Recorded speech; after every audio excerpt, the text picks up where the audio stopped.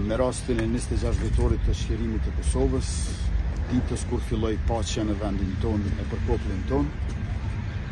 duke vënë lule të freskëta te varri i presidentit historik Ibrahim Rugova,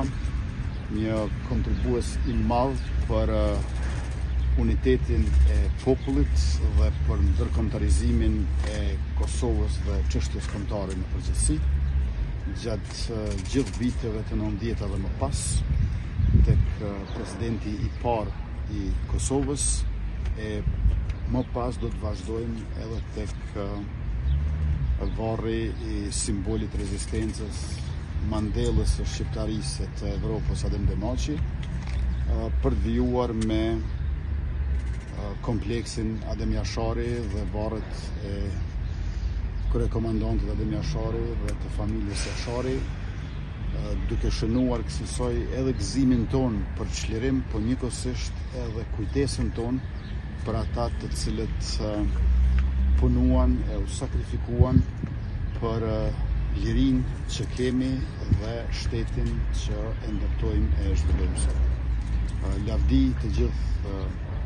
dëshmorëve, martirëve të kombit, të gjithë veprimtarëve, udhëheqësve politik, të gjitha fazave të Kosovës për liri, drejtësi e prosperitet.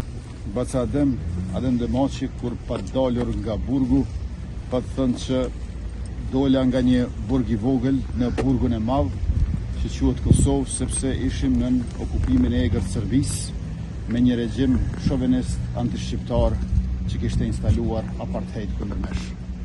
Prandaj edhe dita e çlirimit 12 qershori është dhe si një thyerje e një burgu të madh që quhej Kosovë,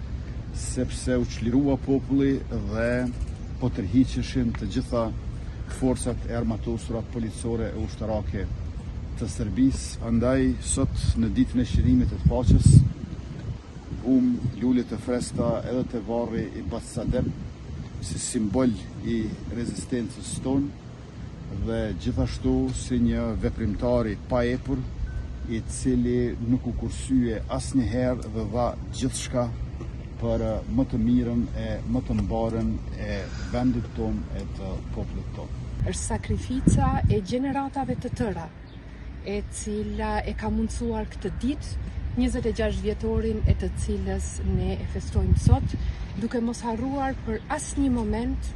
që gjaku i derdhur, sakrifica e bërë për këtë vend duhet jetë udhërrëfyes për secilin prej nesh që marrin përgjegjësi publike.